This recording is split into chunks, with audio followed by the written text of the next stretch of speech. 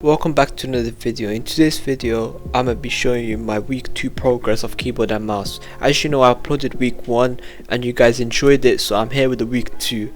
So with that being said, let's get straight into day 8. So I decided to do things a little different and I decided to try out Marta's 1v2 clutch box fights, where if you win, you have to solo the duo basically, and then if you lose, you're with a duo and you have to solo another player. That gave me a lot of practice, even though I did take some L's, but it's fine. It gave me a lot of practice, especially in 2v1 situations.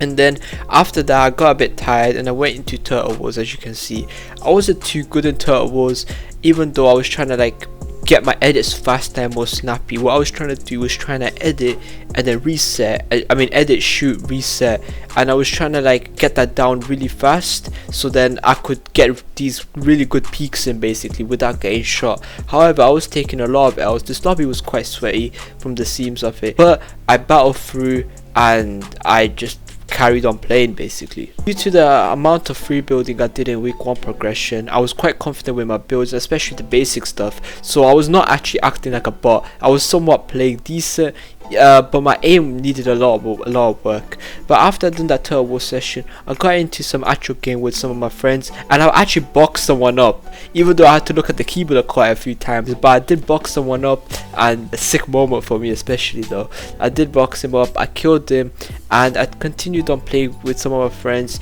I was trying to get my momentum in for the real game. I was also trying to get my mechanics faster and see how they correlate from creative to the actual game, because the end goal of this was actually getting into Unreal on keyboard and mouse, of course. So I was trying to get as good as I can. However, I did take some L's. My friends just bots, just die, and I had to 1v3, and as you know, my mechanics ain't there, so yeah. But that was it for this day. I rage quit after this and I decided that enough Fortnite for today. On day 9, I decided to do Raiders edit course map, and this helped me out with a lot of edit and crosshair placement. I knew crosshair placement was important, so this is why I consistently did this. I just didn't do it on day 8 because I wanted to change the routine up, but I did do the edit course this time and I was getting faster every time I did it. So after I done that, I went into Raiders mechanics v4 map and I did a bit of tunneling, even though my building weren't too good, but I was doing something and I was improving at least.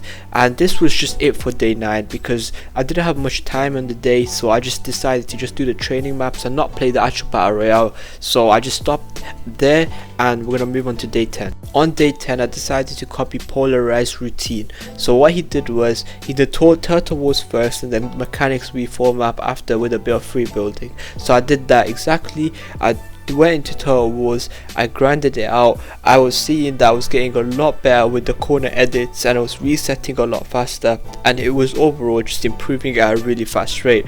I knew I could correlate this into real games, but I didn't want to test it on this day because I went to and left day 11 for that. So what I did was I just done Turtle Wars and then I went to mechanics v4, done a bit of free building on 0.8 speed, and then I bumped it up to 1.2 so I can see how fast I can really edit and what I can edit with that. And then I went to normal, free built that for a minute or two, and then after that I did a bit of tunneling.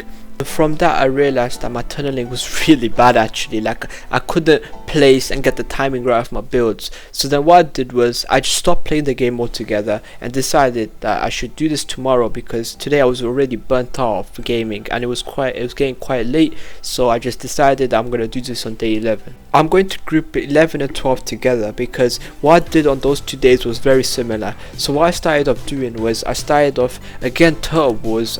From those 2 days I realized that my free building and just building in general in real game and in some random situations in the battle royale mode is just horrible. I didn't know what I was doing, but my aim however was actually an upside because I started doing some Kovacs as well. I brought Kovacs and I started doing some scenario training on there, and I did that for about 8 minutes a day I think, and that's it, and it's been helping my aim out a lot. I was actually able to hit a lot more headshots than usual. My aim with the sniper was really good, however my AR aim was really bad. So what I decided to do was on day 13 I decided to actually do AR training, but that was seemed so difficult for some reason, especially with how the bullet drop system works in the new season, and it just didn't work out for me too well. So I guess it's a thing that will just come with time.